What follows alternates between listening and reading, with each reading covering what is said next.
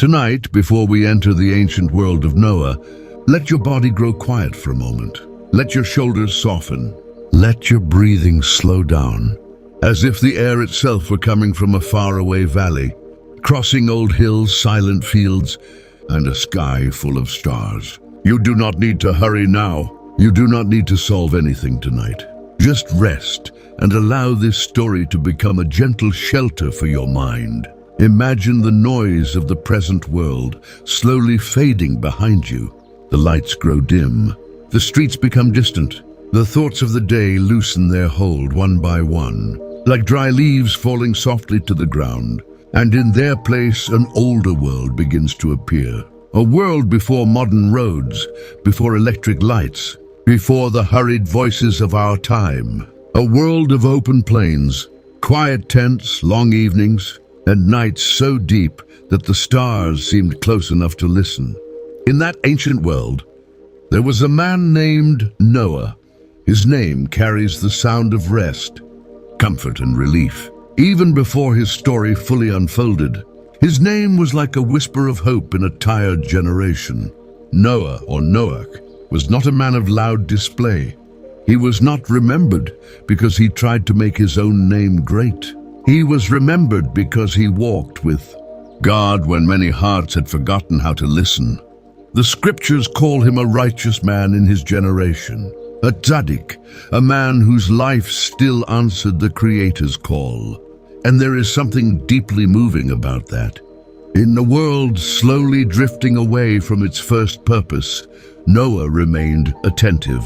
His obedience was quiet, but it was not weak. His faithfulness was gentle, but it was not small, like a steady lamp in a dark room. His life offered comfort to the heart of the eternal, not because God needs comfort as a person does, but because creation brings joy to its creator, when it still responds to the purpose for which it was made.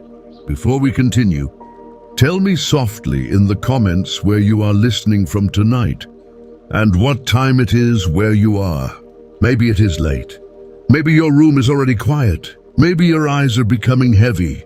And whether you write it down or simply think it in silence, let that little question place you gently inside this moment, under the same wide night that covers listeners in many places. Now return with me to that ancient earth. The air is warm but calm. The land stretches wide beneath the sky. Trees move slowly in the evening wind. Somewhere, wood is still standing in the forest. Not yet cut, not yet shaped, not yet sealed with resin. It is only wood for now, but within the wisdom of the Creator, it is already part of an ark. A shelter not yet seen, a promise not yet understood, a place where life, memory, and covenant will one day be kept in silence. The world of Noah was still young in memory. Even though many generations had already passed, people lived long lives, much longer than we can easily imagine today. Fathers could see grandchildren and grandchildren after them. Stories did not vanish quickly, because the ones who carried them remained on the earth for many years. The beginning of all things was not yet hidden behind countless ages. It still echoed in names, in family lines, in the words of elders, and in the quiet knowledge that humanity had been formed to walk before the Creator with reverence. And yet, even with so much memory, many hearts slowly drifted away. It did not happen only in one moment. Forgetfulness often comes like dust settling on a path. At first, the voice of the Eternal becomes easier to ignore. Then the old instructions feel distant. Then the soul grows used to living without listening. The sun still rises. Families still gather. Work still continues. Children are still born. Meals are still shared. But beneath the surface, something sacred becomes faint. Noah lived in the middle of that world, but he did not belong to its forgetfulness. He walked with God, not with noise, not with pride, not with restless words, but with a steady and humble heart. His righteousness was not the kind that needs to announce itself. It was seen in the way he lived, in the way he listened, in the way he remained whole when so much around him had become scattered. Perhaps from a distance, Noah looked like an ordinary man, a man with a family, a man with work to do, a man who knew the smell of soil, the weight of wood, the warmth of evening light, and the silence of the stars. But the Eternal saw what was hidden. He saw the obedience. He saw the attention. He saw a man who had not surrendered the ancient path. And then into that quiet faithfulness, the word of God came. Noah was told to build an ark of gopher wood, a great shelter, a vessel of preservation, a place where life would be carried through waters that had not yet come. The command was simple to receive, but immense to obey. Noah did not yet see the ark finished. He did not yet hear rain upon the roof. He did not yet feel the movement of water beneath the wood. He had only the word. But for a righteous man, the word of the Eternal is enough to begin. Somewhere among the trees the wood waited. Trunks that had grown through years of sun and wind would become beams, walls, rooms, and refuge. Resin would one day cover the spaces between the boards, sealing what had to be protected. The scent of that resin would cling to Noah's hands, to his clothing, to the memory of his family. And slowly, one faithful action at a time, a hidden promise would begin to take shape upon the earth. At first, the ark did not look like an ark. It looked like a place marked on the ground, a few chosen trees, tools gathered in the morning light, and a man beginning something that only obedience could explain. The first cuts into the wood were small compared with the size of the command. A beam prepared, a measure checked, a surface smoothed by patient hands. But this is often how great faithfulness begins, not with the whole future visible, but with one quiet act offered to God. Noah's family began to feel the change in the rhythm of their home. His wife saw the seriousness in his eyes, not the heaviness of fear, but the depth of a man who had heard something sacred. His sons, Shem, Ham, and Japheth, watched him return each day to the same place, to the same task, to the same patient labor. They learned not only from what he said, but from what he repeated. There is a kind of teaching that happens without many words. A son sees his father rise before the day grows warm. He sees him measure carefully. He sees him continue when the work is still small. He sees him rest at night without abandoning the call. Slowly the lesson enters the body. Faithfulness becomes visible. Obedience becomes a rhythm. The word of God becomes not only something heard, but something lived with the hands. The ark grew slowly, as all deep things grow. Morning after morning, the wood received shape.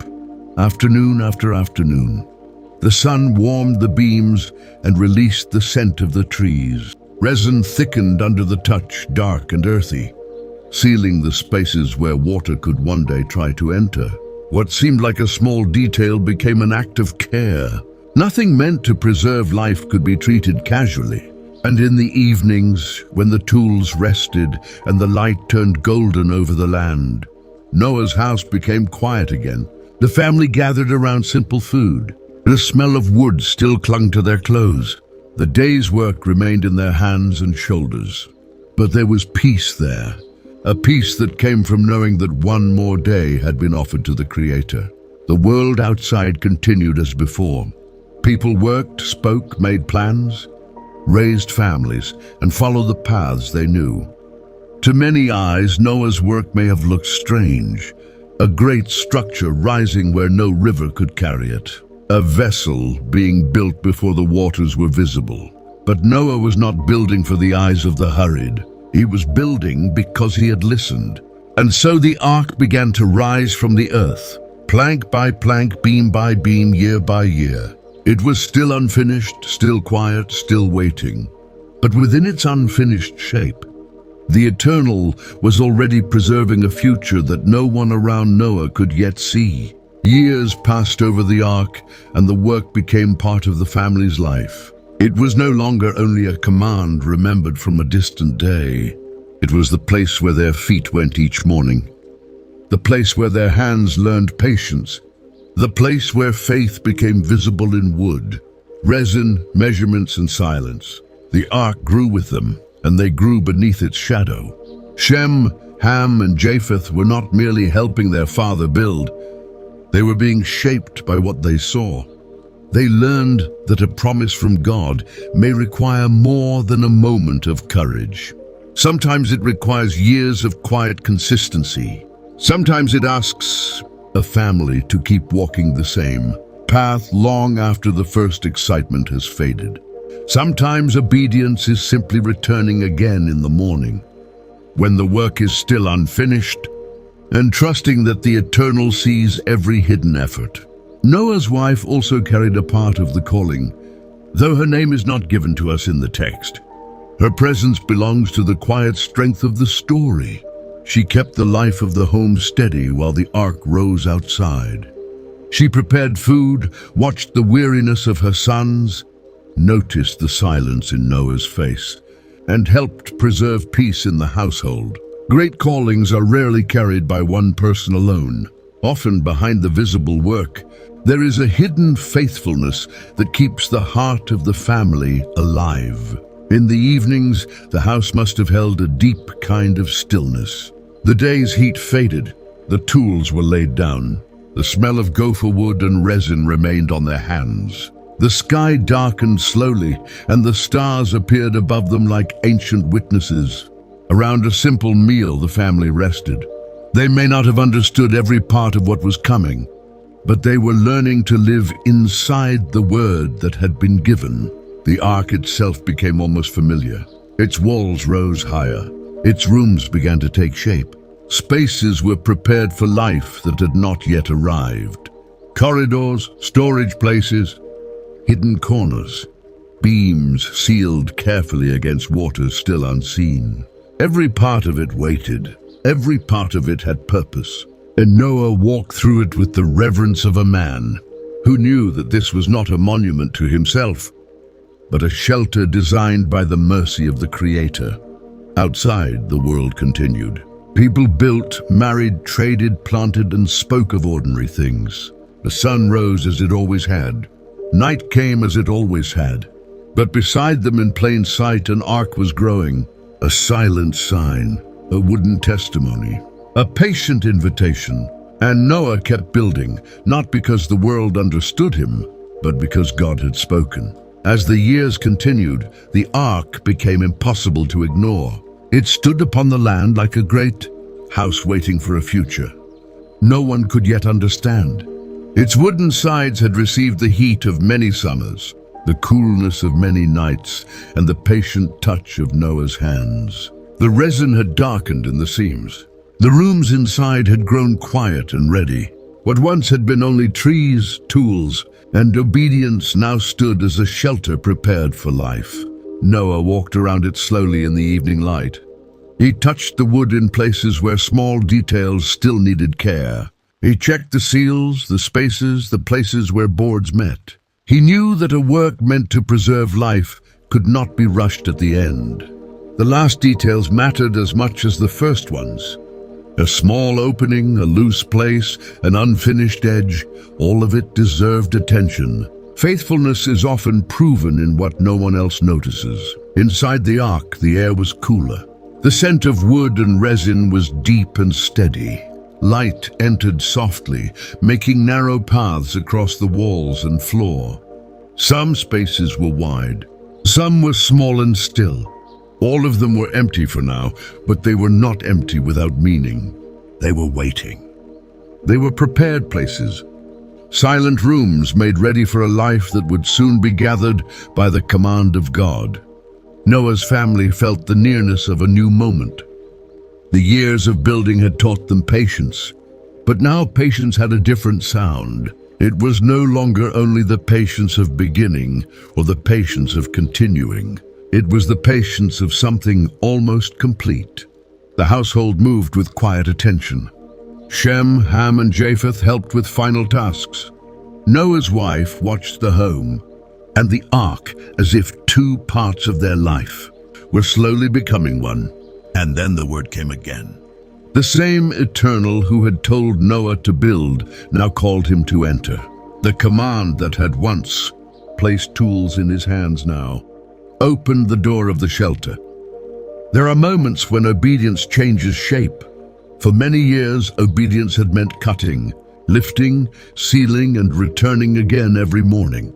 Now it meant gathering the family, preparing what was needed, and stepping into what had been built by faith. Noah did not enter with haste. He entered with reverence. Behind him was the familiar world. Before him was the unknown. Around him was his family. Above him was the care of the Creator. And beneath every step was the quiet memory of all. The years in which he had believed before he could see. When Noah entered the ark, the great structure changed in meaning.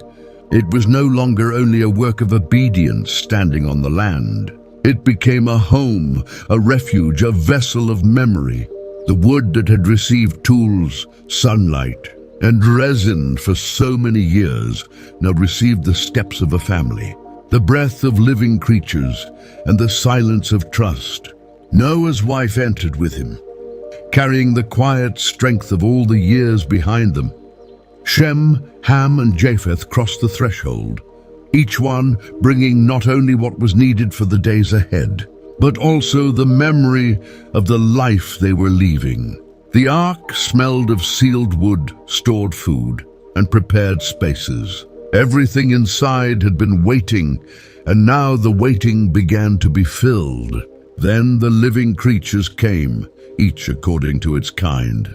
The story speaks with ancient simplicity, but if we listen slowly, there is great beauty in it.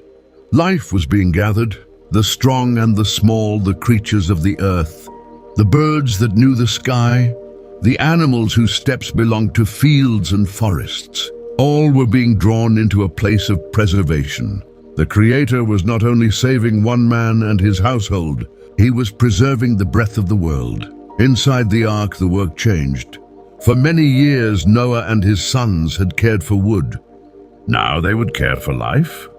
They would feed, watch, organize, listen, and keep peace within a space filled with many sounds and many needs. Obedience had become daily care. The calling had moved from building to guarding, from preparation to patience, from labor under the open sky to faithfulness within a closed shelter. And then came the moment when the door was shut. Scripture says that the Eternal shut him in. That small phrase holds a deep tenderness. Noah had built the ark, but he did not seal his own refuge in the final sense. The Creator completed the care. The same God who had spoken the command now closed the door. Around the life he had chosen to preserve. For a while there may have been only silence. The family was inside. The animals were inside. The provisions were inside. The ark stood between what had been and what was coming. Noah could not open the future with his own hands. He could only remain where God had placed him. The first night within the ark must have felt unlike any other night. The sounds were unfamiliar. The air was close. The wood was near. And the world outside was beyond the door. Yet beneath all of it there was peace. Not the peace of understanding everything, but the peace of being held. Noah, whose name carried the meaning of rest and comfort, rested now inside the obedience that had taken many years to build. After the door was shut, the ark became a world within a world. Outside, the old paths still lay beneath the sky. Inside, everything was gathered, quiet, breathing, waiting. Noah and his family did not yet know every hour that would follow. They only knew that the Eternal had called them in, and that the door had been closed by a hand greater than their own. Then the first drops came. Perhaps they were gentle at first, touching the roof of the ark like soft fingers on wood. One drop, then another, a slow rhythm, a sound the family had never heard in that way before. The wood received it. The resin held firm. The animals grew still, sensing the change in the air. Noah listened, and in that sound, all the years of preparation began to reveal their meaning. The rain continued. What had begun as a delicate sound became steady, surrounding the ark on every side. It fell upon the roof, moved along the wooden walls, gathered below, and rose around the shelter that had waited for this hour.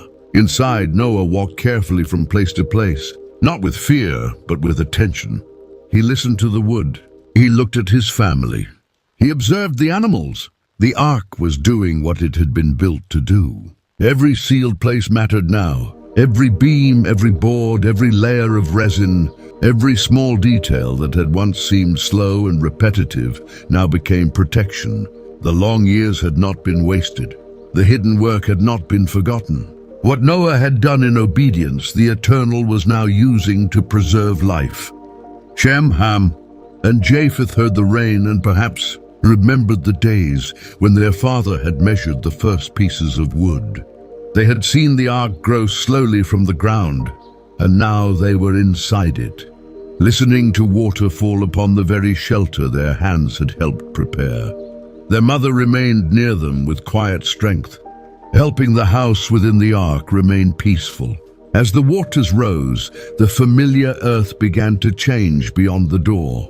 Fields, stones, paths, and places once known were covered from sight.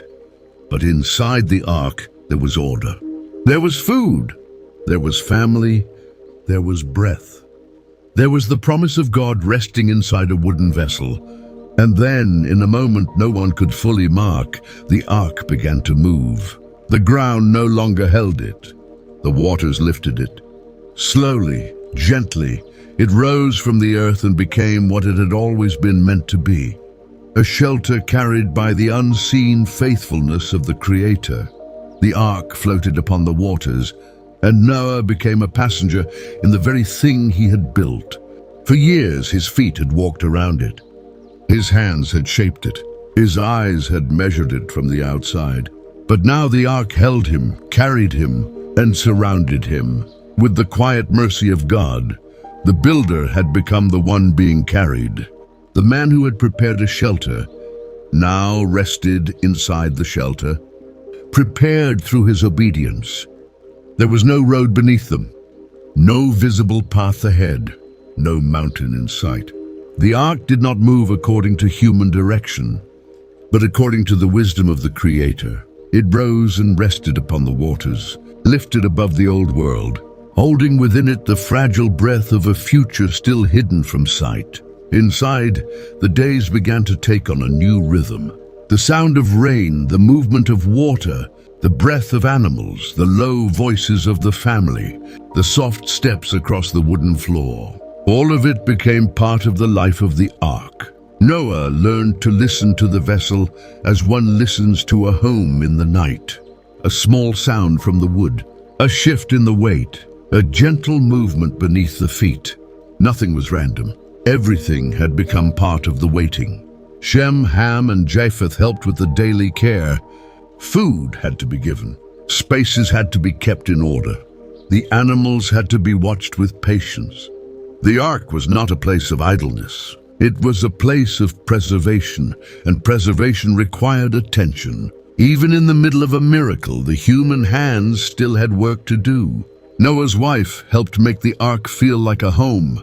Her quiet presence softened the enclosed space. A word spoken gently, a portion of food prepared, a careful look at a son who seemed tired, a moment of calm when the sounds around them grew unfamiliar.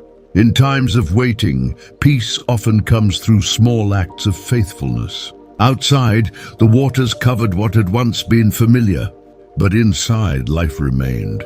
The world beyond the walls was hidden, yet within the ark there was memory, breath, family, and covenant. The Eternal had not forgotten the earth. He had gathered its future into a wooden shelter and carried it above the deep. And Noah rested there, not because he could see the end, but because he knew who had closed the door. The waters were vast, but the promise was greater. The night was long, but the Creator was near. The days inside the ark slowly lost the shape of ordinary days. There was no longer a field to cross in the morning, no path back home at sunset, no horizon to measure with the eyes. Time was marked by softer things now. The rhythm of care, the sound of water, the dim changes of light, the breathing of living creatures, and the quiet patience of a family held within the will of God. Noah moved through the ark with steady attention. He did not know how long the waters would remain. He did not know where the ark was being carried, but he knew what had been entrusted to him. Each day there was life to care for, food to distribute, spaces to keep in order, sounds to notice, rest to protect, peace to preserve. Sometimes the ark may have seemed small compared with the vastness outside, but inside that enclosed place, the future of the earth was being guarded. The birds, even with folded wings, carried the memory of the sky. The animals, resting in their places, carried the memory of fields, forests, and open land. Noah's family carried the memory of human speech, human tenderness, human obedience, and human hope. Shem watched his father with quiet eyes. His name means name, memory, and reputation, and in ways he could not yet understand. He would become a vessel of memory for generations still far away. Ham and Japheth also carried futures within them, futures of peoples, lands, and stories. But for now, they were simply sons in a wooden refuge, learning how to wait, how to serve, and how to trust.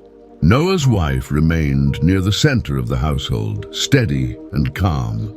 The scriptures do not give her name here, but the silence around her name does not make her presence small. In long seasons of waiting, someone must help keep the heart of a family from becoming restless. Someone must notice when a son is tired, when a husband is quiet, when a word of gentleness is needed. Her faithfulness was woven into the shelter as surely as the beams and the resin. At night, when the work of the day became still, the ark must have felt like a deep wooden cradle upon the waters. Sounds softened, breathing slowed. The rain and the water became a low and constant song. Noah may have closed his eyes and remembered the first day he touched the wood.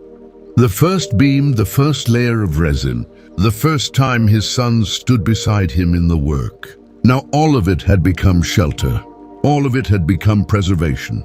And in that hidden place, with the door closed and the world unseen, the promise continued to breathe. At last, in the appointed time, the ark came to rest upon the mountains of Ararat. It did not simply stop, it rested, after the long movement of waters, after the hidden days, after the sound of rain and the deep silence of waiting. The vessel that had carried life found a place prepared beneath it. The wood grew still in a new way. The floor no longer answered the waters as before. Something firm had returned beneath the shelter. Noah may have felt it before he fully understood it. A quieter movement, a steadier balance, a different kind of silence inside the ark. The house of preservation had reached a resting place, but the door was still closed. The family was still inside. The earth was not yet ready for their steps, and so Noah waited. This waiting was different from the waiting on the waters. It was no longer the waiting of being carried without seeing land. It was the waiting of being near the end and still remaining obedient. That can be one of the hardest kinds of patience. When the heart begins to sense that the promise is close, it wants to move quickly. But Noah had learned the rhythm of the eternal. The same God who knew when to close the door would know when to open the world. Inside the ark, the family continued their quiet work. The animals still needed care. The spaces still needed order. The food still needed to be given. The daily acts of faithfulness did not end just because the ark had come to rest.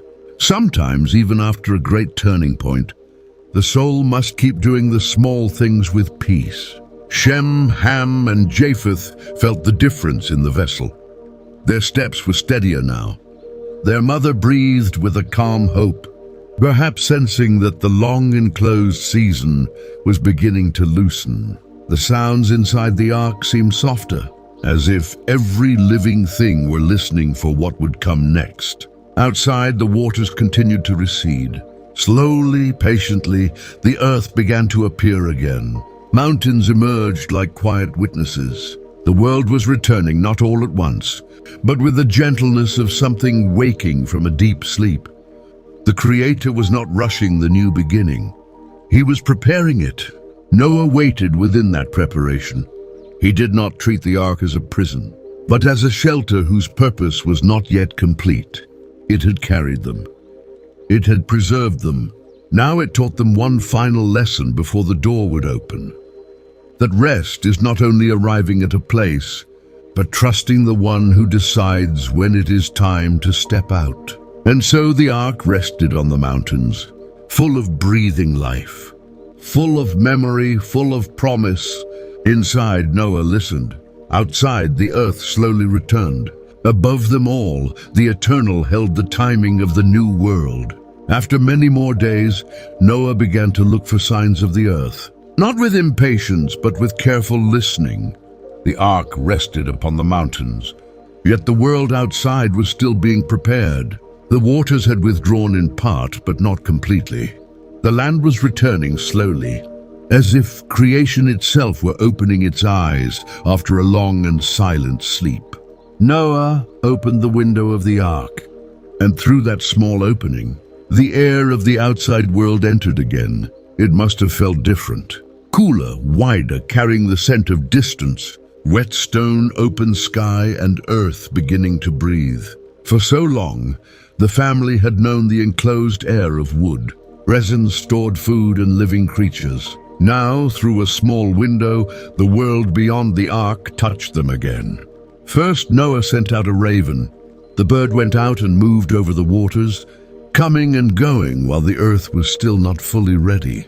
Noah watched and waited. He did not force a meaning too quickly. Sometimes the first sign is not the final answer.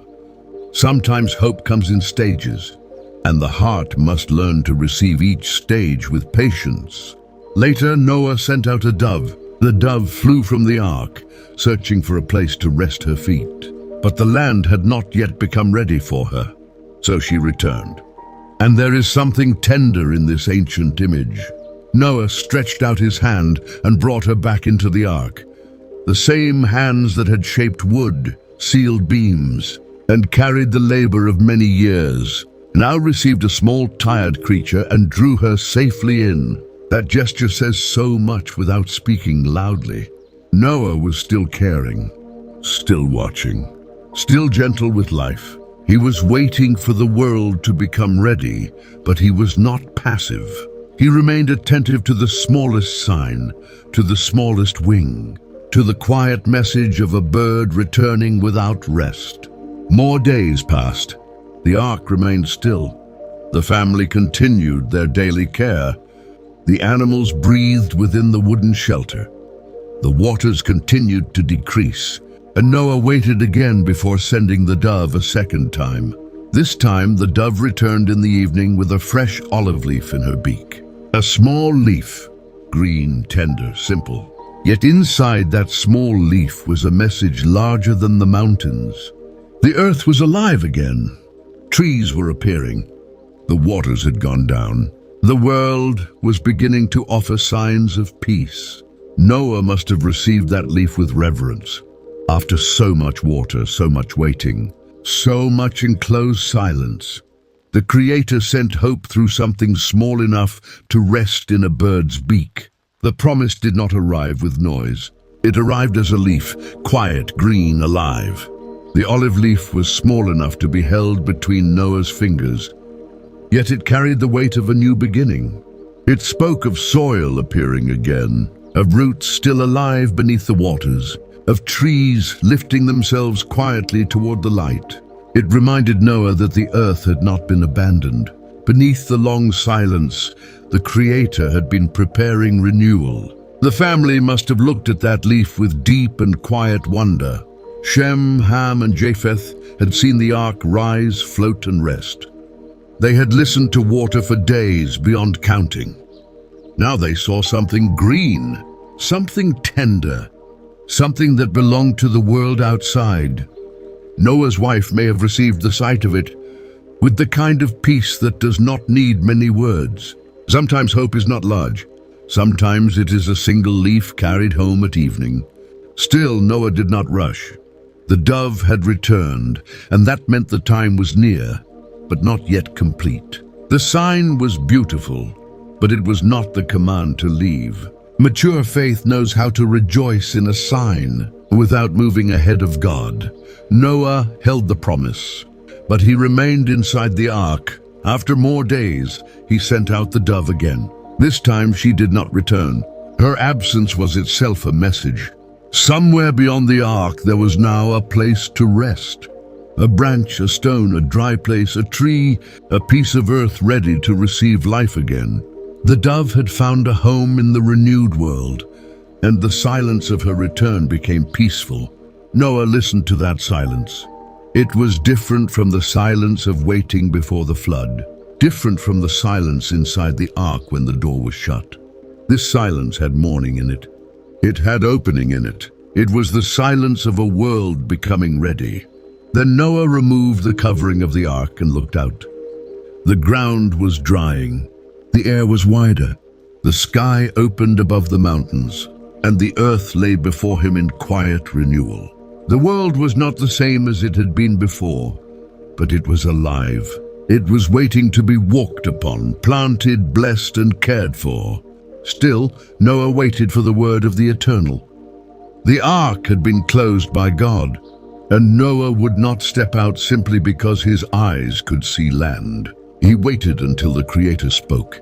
And when the word came, it was as sacred as the first command to build, and as tender as the command to enter. Go out from the ark. So Noah went out, and his wife and his sons' wives with him. The door opened onto a quiet earth. Their feet touched the ground again. The air moved freely around them. Behind them stood the ark, the wooden shelter of preservation. Before them lay the beginning of a world made ready for life once more. When Noah stepped out of the ark, the earth must have felt both familiar and new beneath his feet. The ground was real again, yet it carried the silence of a world that had passed through deep waters. The air was open, yet it felt freshly given. Mountains stood beneath the wide sky. Stones rested in quiet places. The wind moved gently over the renewed land, and every breath seemed to remind the family that life had been preserved by the mercy of the Creator. The animals came out after them, each according to its kind. The birds returned to the air. The creatures of the earth found the ground again. The ark, which had held so many breaths in one shelter, now released life back into the world. It was a slow and sacred unfolding, not a scene of haste, but of restoration. The world was becoming spacious again, and Noah, before building a house for himself, before marking land, before beginning the ordinary work of a new life, built an altar to the Eternal. This was his first response. Not possession, not hurry, not planning, gratitude. He gathered stones and made a place of reverence upon the earth. That had been returned to him. The hands that had built the ark now built an altar. The man who had been carried over the waters now stood upon the ground and lifted his heart to God. That altar was simple but deeply meaningful. It said that the new world did not belong first to human ambition. It belonged to the Creator. It said that survival was not the end of the story. Thanksgiving was part of the rebeginning.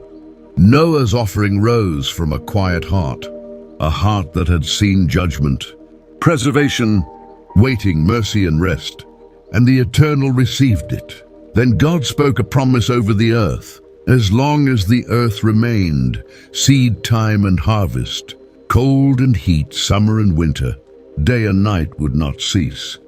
The world would continue in rhythms. The soil would receive seed. The seasons would turn. Morning would follow night. Life would not be left without order.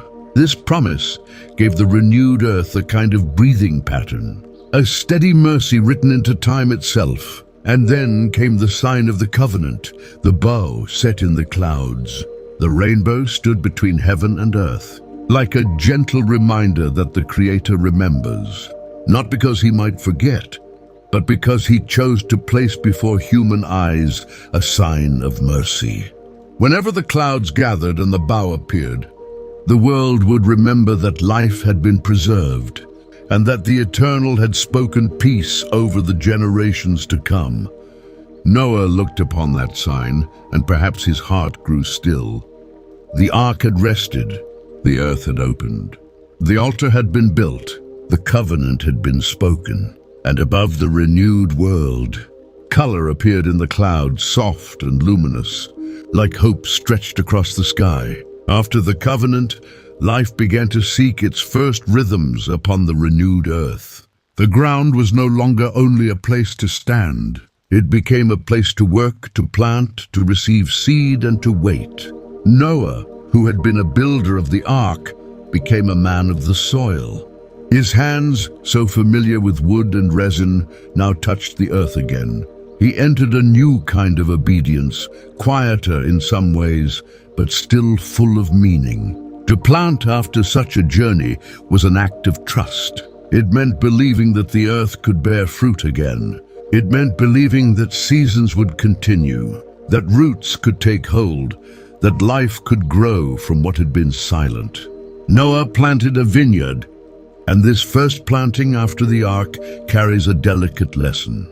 A vineyard can speak of joy, fruitfulness, and blessing, but it can also speak of measure, patience, and humility. Ancient tradition remembers this moment with a quiet warning. Some say that the vineyard grew with astonishing speed, that Noah planted, harvested, prepared wine, drank, and was diminished by it all in a single day. Whether we hear that as a literal wonder or as a teaching wrapped in story, the meaning is gentle but deep. Not every fruit that comes quickly brings rest to the soul. Noah had waited through so much. He had waited while building the ark. He had waited while the door was closed. He had waited upon the waters.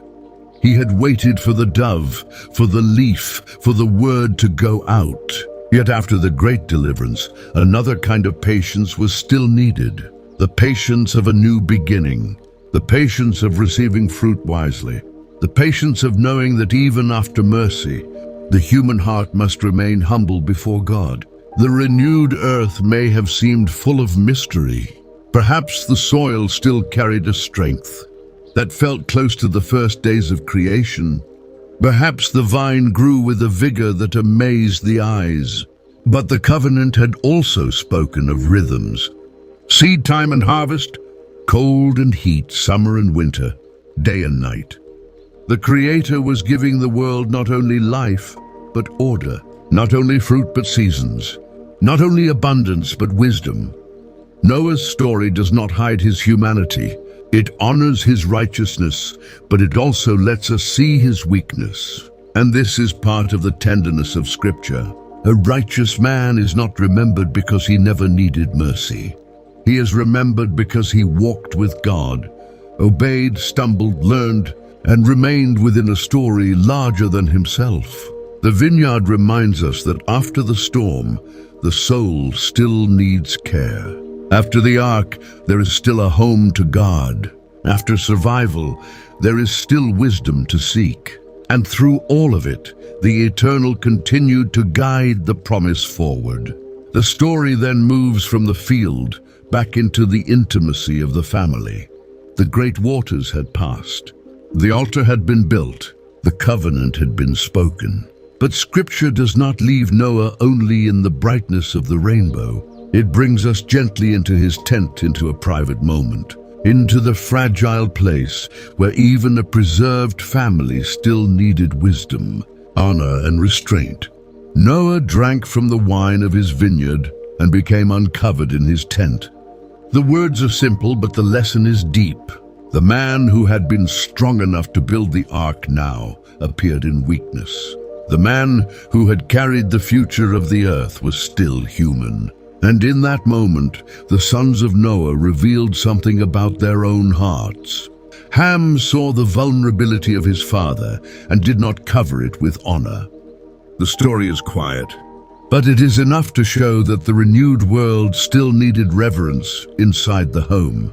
It was not enough for humanity to step out of the ark. The heart also had to learn how to treat weakness, how to guard dignity, how to see a father not only in his strength, but also in his frailty. Shem and Japheth acted differently.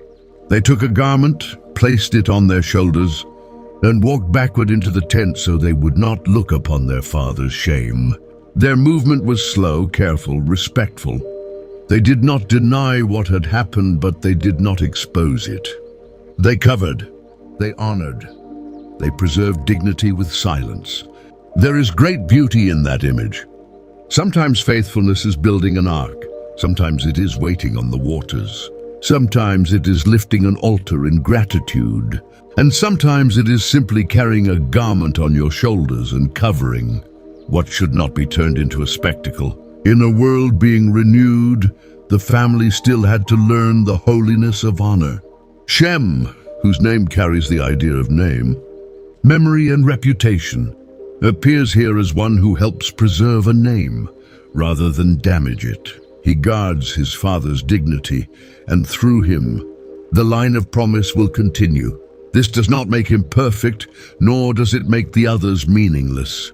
But it shows a direction. It shows a path where memory, reverence, and blessing are kept alive. When Noah awoke and understood what had happened, his words spoke over the future of his sons. The story moves into blessings and consequences, into paths that would unfold through generations. Yet above all, one phrase shines quietly. Blessed be the Eternal, the God of Shem. That blessing would travel far beyond the tent, far beyond Noah's own years, far beyond the first renewed fields of the earth. Through Shem, a memory would continue. Through Shem, the knowledge of the Eternal would be carried forward. And many generations later, that quiet line of blessing would lead toward a man named Abram. From Shem, the story begins to move quietly through the generations. Not with the sound of great armies, not with the noise of cities rising in pride, but with names. Simple names, ancient names, names that might seem small when read quickly, yet each one carried the memory forward like a lamp, being passed from hand to hand in the night. Shem became the father of a line that would continue through Arpachshad. Shelah, Eber, Peleg, Roy, Serug, Nahor, and Terah. Each name was a step. Each generation was a bridge. Each life stood between what had been preserved in the ark and what would one day be awakened in the call of Abram. The promise did not rush. It moved with the patience of the Eternal. Eber is especially meaningful in that line. From his name, the memory of the Hebrews would later be heard. His name carries the feeling of crossing over, of passing through, of standing on the other side. And in a story that began with waters, with an ark, with a family carried through judgment into renewal, even the idea of crossing becomes deeply beautiful. The people who would one day be connected to his memory would also become a people of crossings. Peleg, another name in the line, carries the memory of division. For in his days the earth was divided. The families of humanity spread out across the lands. Languages, regions, customs, and peoples began to take shape in many directions. The world that had once been gathered into one ark became wide again, full of roads and distances. Yet within that widening world, the line of Shem continued quietly. The lives of these generations became shorter than the lives before the flood. Slowly, the long ages of the early world gave way to a more limited human rhythm. Still, many of these lives were long enough to preserve memory in ways that are difficult for us to imagine. The past was not always as far away from them as it seems to us. A grandfather could carry stories that touched a world his descendants would never see. And one of the most remarkable things is this.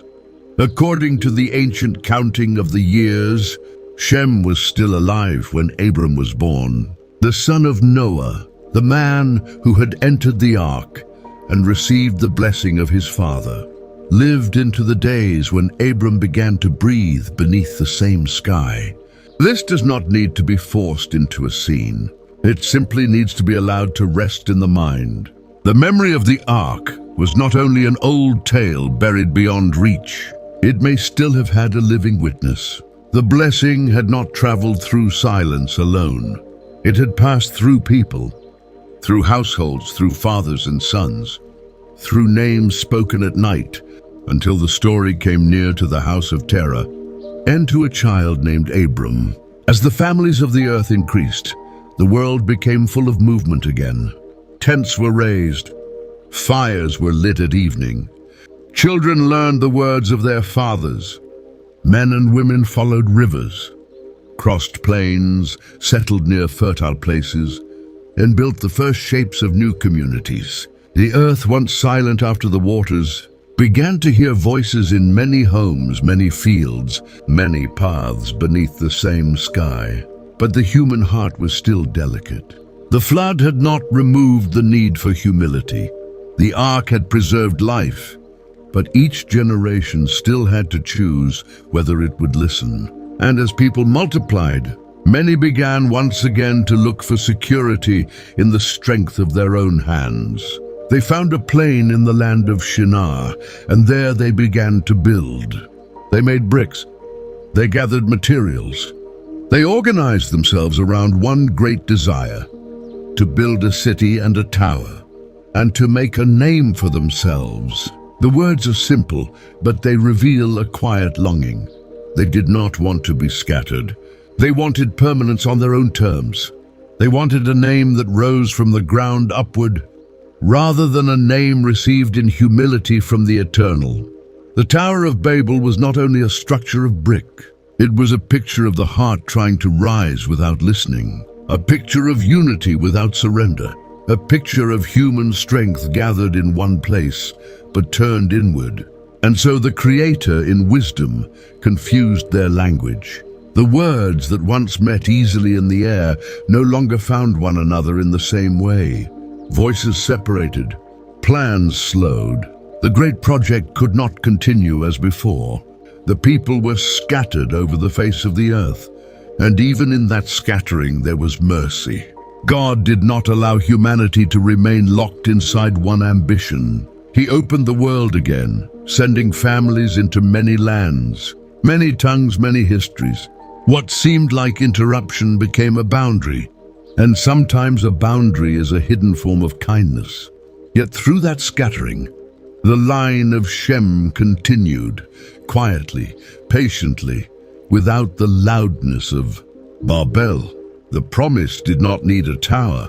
It did not need a city built for human pride. It moved through households, through memory, through names, through the hidden faithfulness of the eternal. And so the story passed through generations, until it came to Terah. Terah lived in a world where old memories and new customs stood side by side.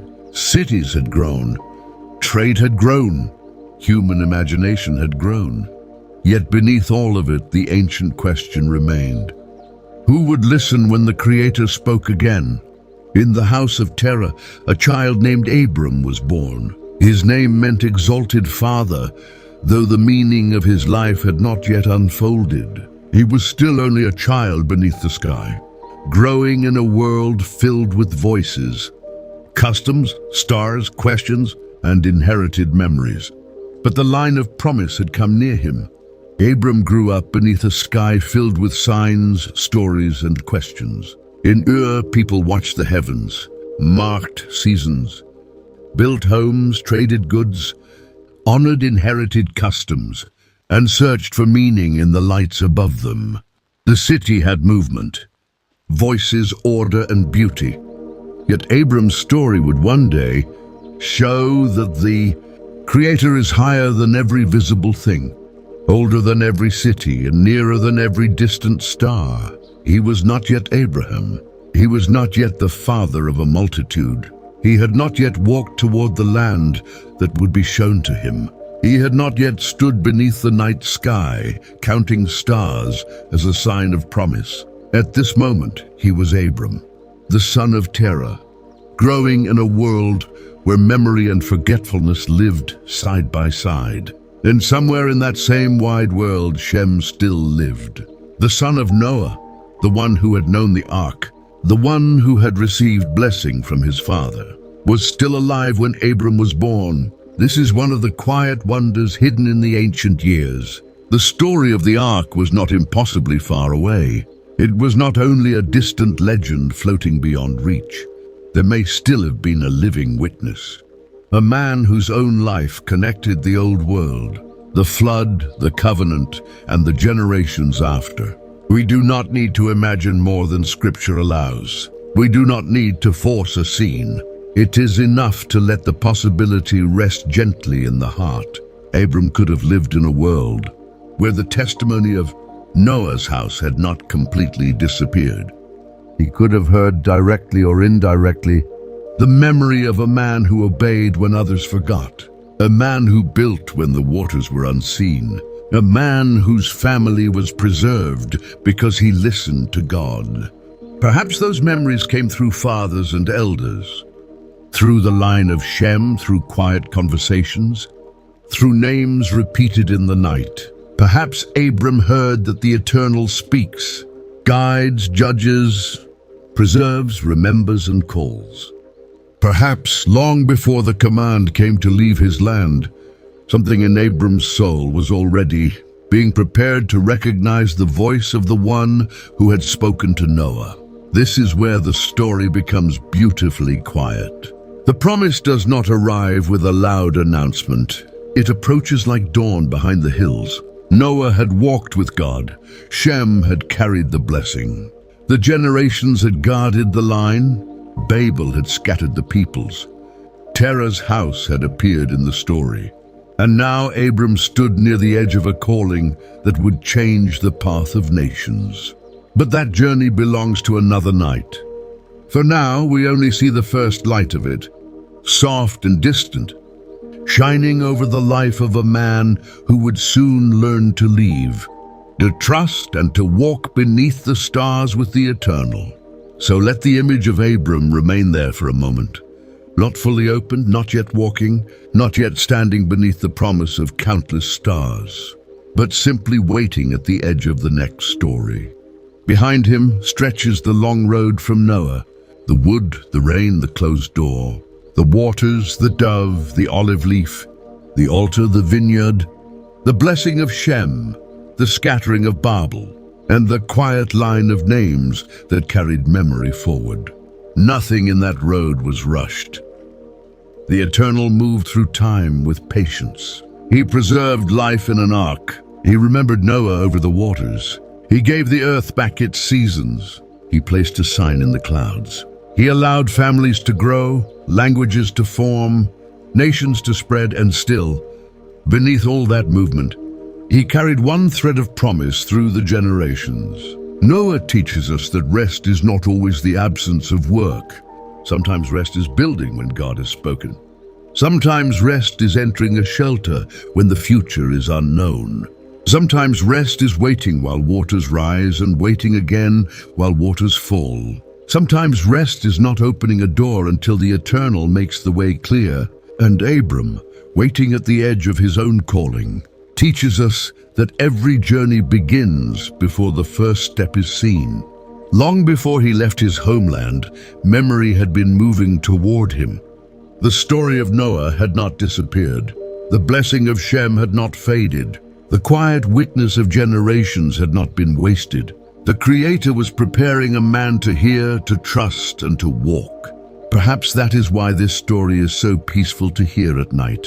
It reminds the heart that the Eternal does not forget what He has promised. Even when the world seems covered in silence, He remembers. Even when the path is not visible, He guides. Even when all we have is a small shelter, a closed door, a faint sign, or a little leaf in the beak of a dove, the promise may still be alive.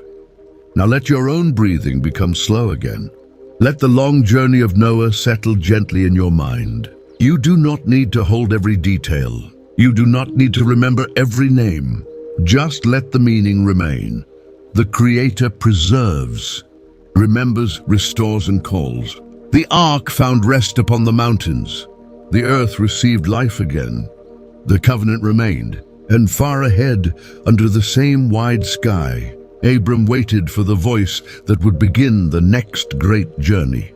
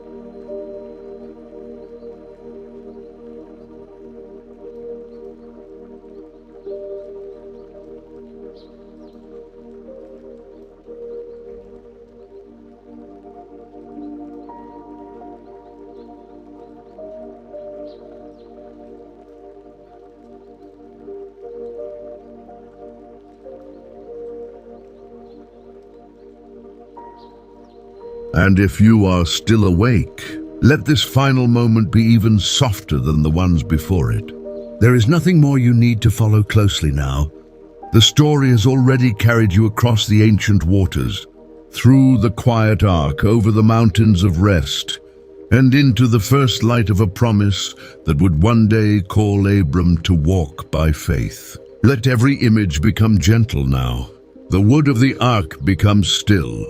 The rain becomes distant. The waters grow calm. The dove disappears into a renewed world. The olive leaf rests in memory like a small green sign of peace. The altar of Noah stands quietly upon the earth, and the bow in the clouds shines as a reminder that the Creator remembers his covenant. You may let the names pass softly now. Noah, the man of rest. Shem, the keeper of memory. Terah, the father in the line of waiting. Abram, still standing at the beginning of a road not yet fully revealed. You do not need to hold them tightly. Let them move through your thoughts like stars crossing a peaceful sky. The ancient world has grown quiet again. The tents are still. The fires are low. The families sleep. The mountains stand beneath the night. Somewhere in the distance, a new journey is waiting. But not tonight.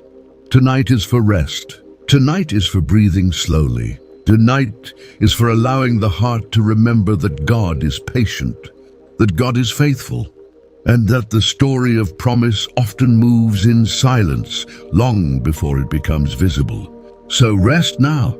Let your body sink into the place where you are lying. Let your hands grow still. Let your face soften. Let your thoughts become lighter, as if they are being carried away by a calm evening wind. Whatever remains unfinished can wait for another day. The Eternal is not hurried. His care is not anxious. His mercy does not sleep. May peace cover you gently. May your home be quiet. May your dreams be calm. May every burden become lighter beneath the kindness of the Creator. And may the same God who remembered Noah, who preserved life, who guided the ark, and who prepared the way for Abram, also remember you tonight with compassion, tenderness, and peace. Sleep now under the mercy of the Eternal. Good night.